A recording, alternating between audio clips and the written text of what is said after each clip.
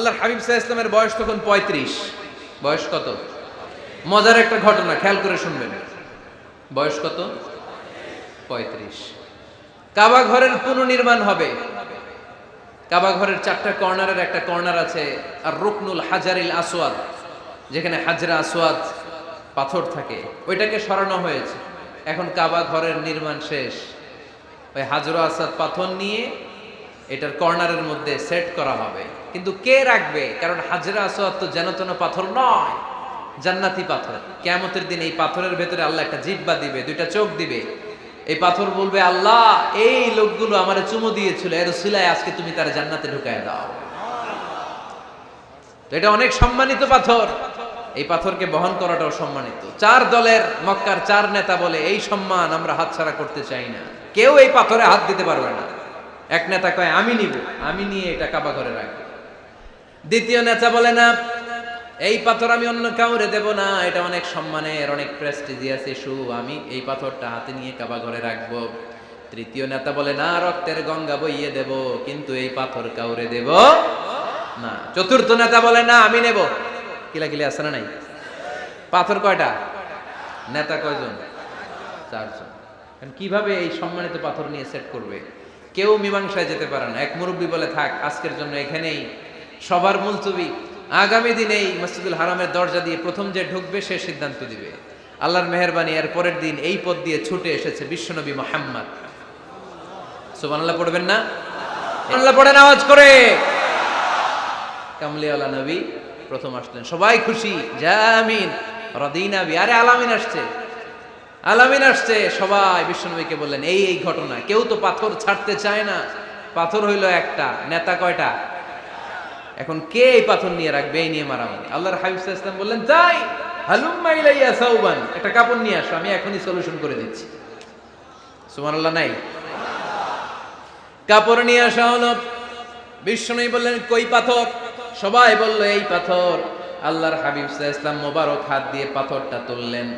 4 নেতারে বললেন, ও 4 নেতা, কাপড়ের 4 কর্নারে তোমরা ধরো। 4 নেতা কাপড়ের 4 কর্নারের মধ্যে ধরলো। বিশ্বনবী নিজ হাতে পাথরটা নিয়ে কাপড়ের মাঝখানে রেখে দিলেন। এবার বিশ্বনবী আগে আগে যায়, 4 নেতারে বললেন, 4 কর্নার ধরে পাথরটারে নিয়ে আমার পেছনে পেছনে আসো। কাবার কাছে যে বিশ্বনবী আবার নিজ হাতে পাথরটা তুললেন, আবার নিজ হাতে কাবার ভেতরে রেখে দিলেন। পড়েন সুবহানাল্লাহ। সম্মান আসলে 4 নেতার দিকে যায় নাই, সম্মান গিয়েছে বিশ্বনবীর দিকে। এতক্ষণ কাউরে দিবে না, এখন কেউই ধরতে পারে নাই, তারপরেও খুশি। সুবহানাল্লাহ কইবেন না? প্রথমে যে হাজরে আসওয়াদ পাথর ধরছে কে? বিশ্বনবী। কাপড়ে রাখছে কে? বিশ্বনবী। আবার কাপড় থেকে উঠিয়ে হাজরে আসওয়াদের পাথরটারে কাবার ভেতরে ঢুকাইছে কে? সুবহানাল্লাহ কইবেন না? সব সম্মান গেল বিশ্বনবীর হাতে, সব স্ট্যাটাস গেল বিশ্বনবীর হাতে। 4 নেতা কাপড়ের কিনারা ধইরাই খুশি। এইটাই বলে নেতৃত্বের গুণাবলী, চিল্লায় বলো ঠিক কিনা? কনফ্লিক্ট রিজলভিং অ্যাবিলিটি, বিরোধ নিষ্পত্তি করার কোয়ালিটি থাকা চাই, তবেই তিনি নেতা। কি কারিশমা দেখছেন? What a charismatic leader.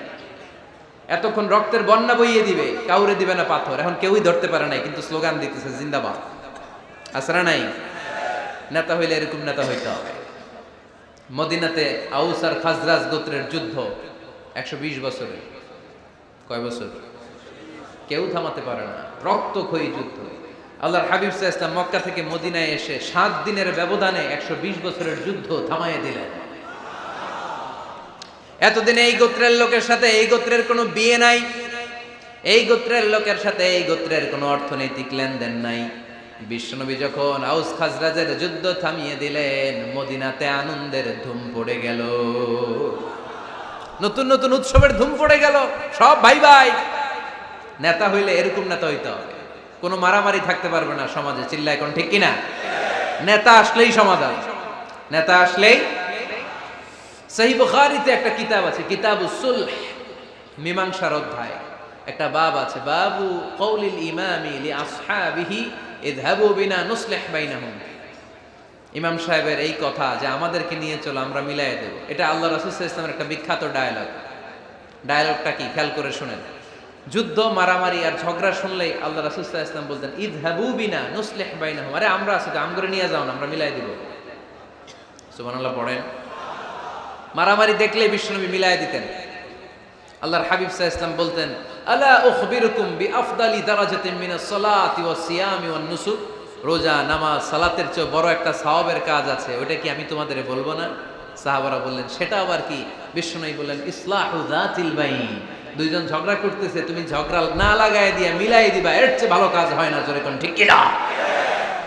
সবচেয়ে শ্রেষ্ঠ কাজ। নোয়াখালীতে আগুন লাগলে আপনারা কি দিয়ে নিবা? কি দিদায়? পানি। অনেকে ওই জায়গায় তেল ঢালে। জ্বলতেছে কি? আগুন।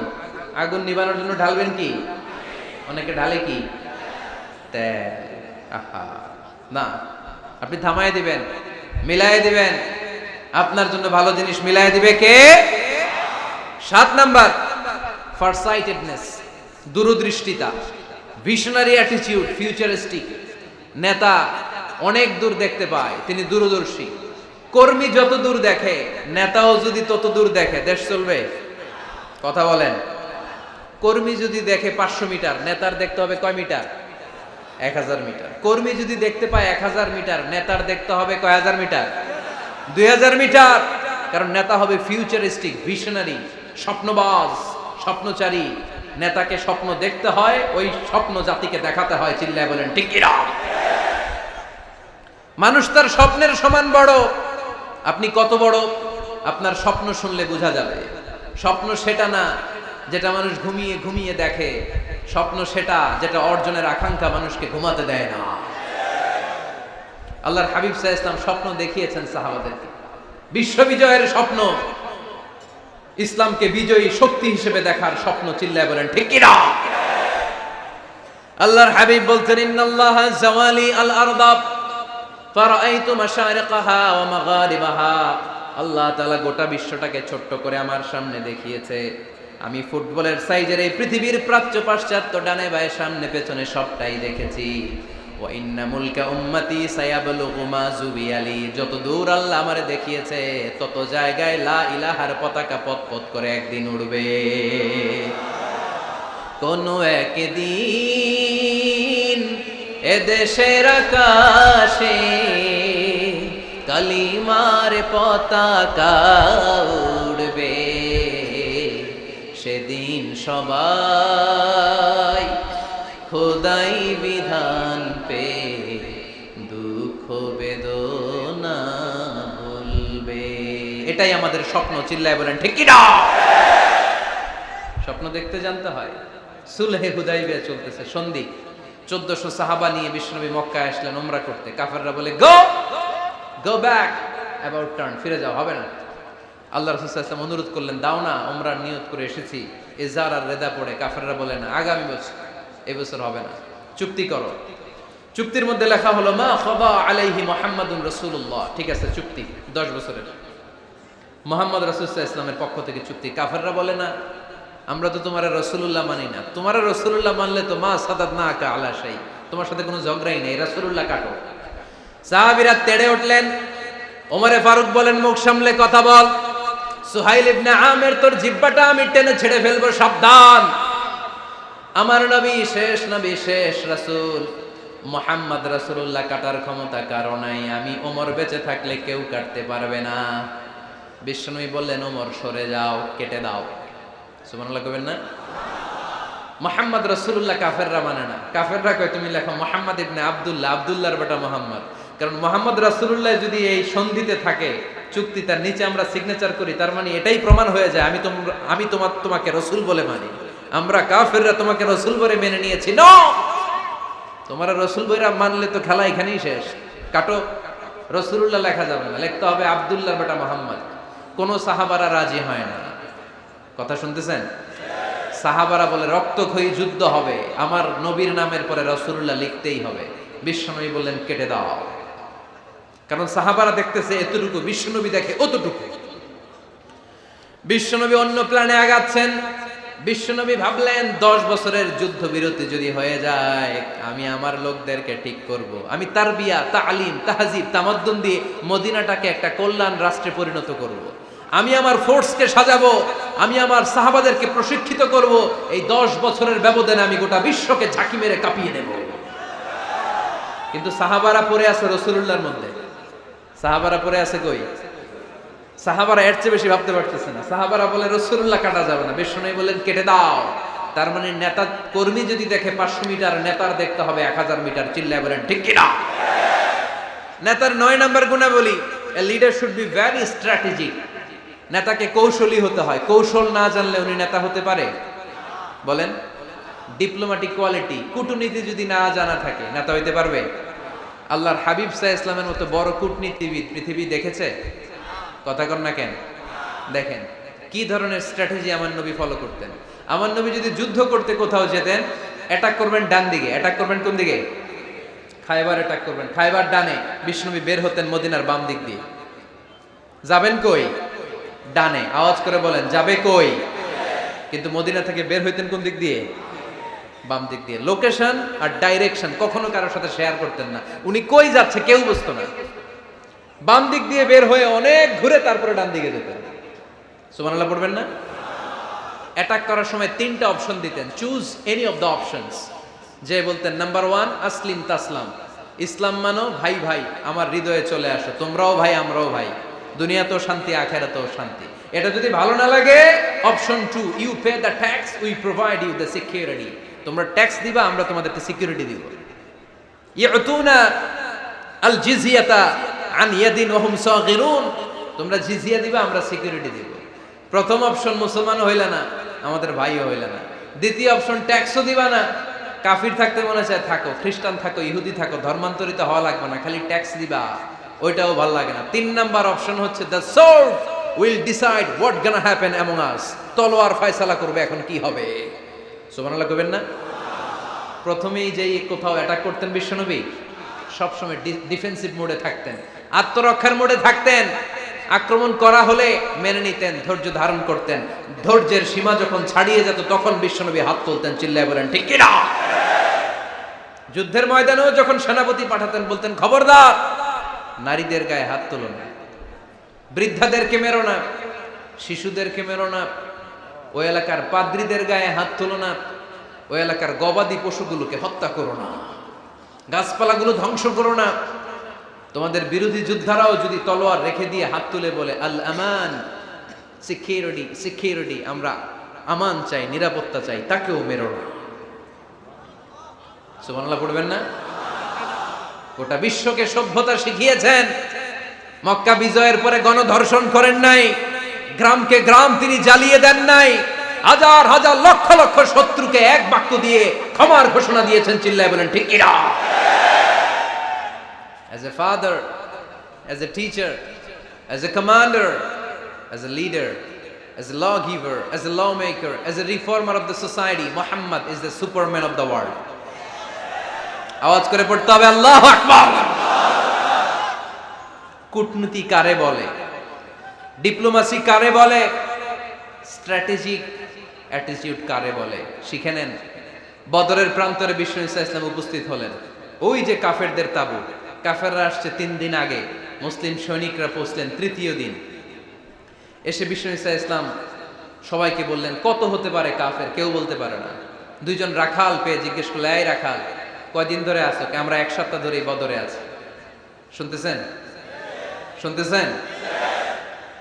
উনি বললেন ওই যে কাফেররা যে আসছে কয়দিন আগে? কয় 3 দিন আগে। 3 দিন আগে। কত হবে সংখ্যা? কলু কাসীর, অনেক। কত হইতে পারে? রাখাল 2 টাকা জানি না। আল্লাহ রাসূল সাল্লাল্লাহু আলাইহি ওয়াসাল্লাম চিন্তায় পড়ে গেলেন, কারণ ওনার যুদ্ধে অ্যাটাকের সিস্টেম ছিল শত্রু সংখ্যা কত এটা আমাকে জেনে নিতে হবে। সুবহানাল্লাহ পড়বেন না? অনেক কৌশল হাতড়িয়ে এবার বিশ্বনবী আবার রাখাল 2 টাকে ডেকে পাঠালেন, বললেন কাম ইয়ানহারুনা কুল্লা ইয়াউম, ওরা আসার পর থেকে প্রতিদিন খাওয়ার জন্য কয়টা করে উট জবাই করে? এবার ওরা বলল প্রথম দিনে ইয়াউমান তিসআন, প্রথম দিন খাওয়ার জন্য উট জবাই করেছে 9টা। অফিল ইয়াউমি সানি 10, আর দ্বিতীয় দিনে উট জবাই করেছে 10টা। বিশ্বনবী বললেন তাই ইদান আল কওমু মা বাইনা 900 ওয়াল আলফ, তাহলে কাফেররা 900 থেকে 1000 এর মধ্যে হবে। কত ছিল কাফেরের সংখ্যা? বদরের যুদ্ধে কাফেরের সংখ্যা ছিল কত? 1000। কিভাবে নমুনা দেখে আলামত সংগ্রহ করতেন? ওরা কয়টা উট জবাই করেছে 2 দিনে প্রথম দিন 9টা, দ্বিতীয় দিন 10টা। বিশ্বনবী হিসাব মিলাই ফেললেন যোগ বিয়োগ দিয়ে, কাফেরের সংখ্যা 900 থেকে 1000-এর মধ্যে হবে।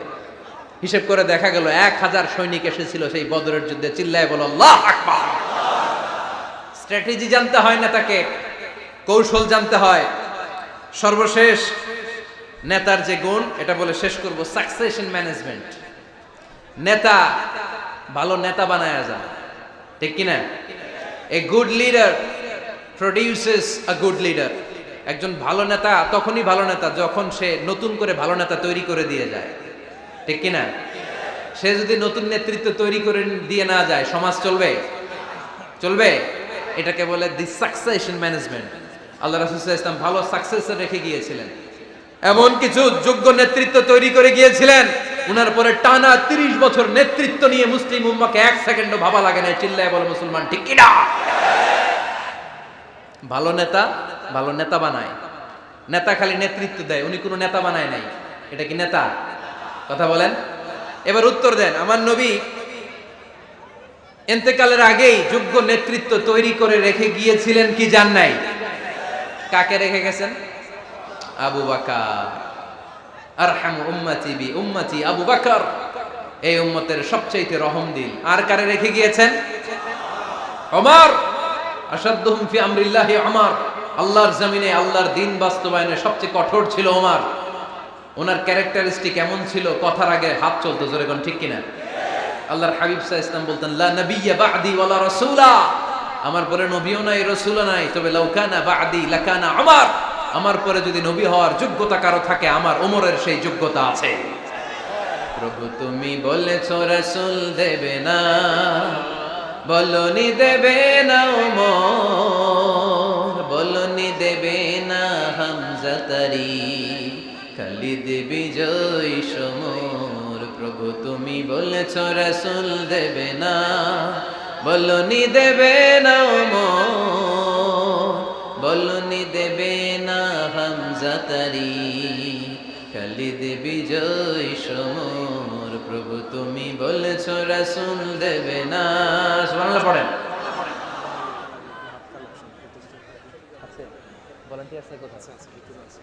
এই উঠতেছেন কেন? হ্যাঁ, উঠলেন কেন? এই 2 ঘন্টা ওয়াজ শোনার পরে শেষ বেলায় আপনারা উঠে যাবেন না? বিশৃঙ্খলা আমি দেখতে চাই না। একটা লোক প্যান্ডেলে আওয়াজও করবে না, উঠতেও পারবে না। আমার নবী নিজেও ছিলেন শ্রেষ্ঠ নেতা, রেখেও গিয়েছেন শ্রেষ্ঠ নেতা। চিল্লায় বলেন ঠিক কিনা? সাইয়েদনা আবু বকর, সাইয়েদনা ওমর ফারুক, উসমান যুন্নুরাইন, আলী রাদিয়াল্লাহু তাআলা আনহু যোগ্য নেতৃত্ব হাতে কলমে প্রশিক্ষিত করে ওনাদেরকে রেখে গিয়েছেন। তাই মুসলিম উম্মার নেতৃত্বে সংকটে পড়া লাগে নাই। জোরে কোন ঠিক কিনা? জি। তো এইজন্য আমরা চাই আমাদের একটা সেন্ট্রাল লিডারশিপ থাকুক, কেন্দ্রীয় নেতৃত্ব, যেই নেতাদের নেতৃত্বে আমরা সামনের দিকে যাব। যে 10টা পয়েন্টস আমরা শুনলাম, আমাদের সব নেতাদের এই গুণগুলো থাকার দরকার আছে না নাই? এই গুণগুলো আমলে নিয়ে মুসলিম উম্মার এই নেতৃত্বের সংকট যেন আমরা কাটিয়ে তুলতে পারি। আল্লাহ তুমি তৌফিক দান করো, আমরা পড়ি আমিন। এখানে বিশাল একটা প্রতিষ্ঠান আছে, এই বিশাল প্রোগ্রাম থেকে শুরু করে অনেক খরচ ওনাদের হয়েছে। স্বেচ্ছাসেবক ভাইয়েরা তাদের সময় মাত্র 2 মিনিট। এই 2 মিনিটে প্যাকেট নিয়ে আপনাদের সামনে যাবে। যার যতটুকু সুযোগ হয়, আমরা কেউ বাদ যাব না। এই প্রোগ্রামের জন্য এবং এই বিশাল মাদ্রাসার জন্য আমরা মুক্ত হস্তে দান করে যাব। এই উঠতেছেন কেন? উঠলেন কারা কারা? এদিকে তাকান, যারা উঠছেন এদিকে তাকান, দেখি তাকান তাকান। আমরা দোয়া ছাড়া কেউ যাব না। যাবেন? ভদ্র, নোয়াখালীর ছেলেরা অনেক ভদ্র। বসেন। সুন্দর সুন্দর ঘোষণা আছে কয়েকটা, সুন্দর সুন্দর ঘোষণা। এতক্ষণ তো প্লে কার্ড দেখাইছো, উই লাভ আজহারি। এখন উঠলে হবে? কতটুকু লাভ করো আজহারিরা দেখবো। বসো, একটা উঠতে পারবো না। আমার ভাই রফিকুল্লাহ আফসারি ভাইয়ের অসাধারণ কিছু বই আছে, অনেকে খুঁজে কোত্থেকে পাবে। আজকে এখানে আছে, যাদের দরকার আপনারা নিয়ে যাবেন। আমি নিজেও ওনার একজন ভক্ত, ওনার লেখার ভক্ত। আমি নিজেও ওনার লেখার পাঠক। অসাধারণ লিখেন। কি যেন একটা দেখলাম, নানা আলেম নানা মতে, আমি যাব কোন পথে? আলেমরা নানান মতে, পাবলিক যাবে কোন পথে? তো সুন্দর সুন্দর বই আছে, এগুলো আপনারা নিয়ে যাবেন। স্টেজে উপস্থিত আছেন নোয়াখালী জেলার এডিশনাল এসপি, কই উনি? আপনি? মাশাআল্লাহ মাশাআল্লাহ, কাজী মোহাম্মদ আব্দুর রহিম ভাই না? আলহামদুলিল্লাহ, আপনাদের এই জেলার এডিশনাল এসপি সাহেব আছেন। আমি ওনাদেরকে ধন্যবাদ জানাই যে এত ব্যস্ত মানুষ আমি জানি, তারপরেও ওনারা এই প্রোগ্রামে উপস্থিত হয়েছেন। অনেক শুকরিয়া জানাই। কোম্পানিগঞ্জ উপজেলার ওসি সাহেব আছেন জনাব আরিফুর রহমান ভাই, সাবেক উপজেলা চেয়ারম্যান মিজানুর রহমান বাদল ভাই, আমার নাম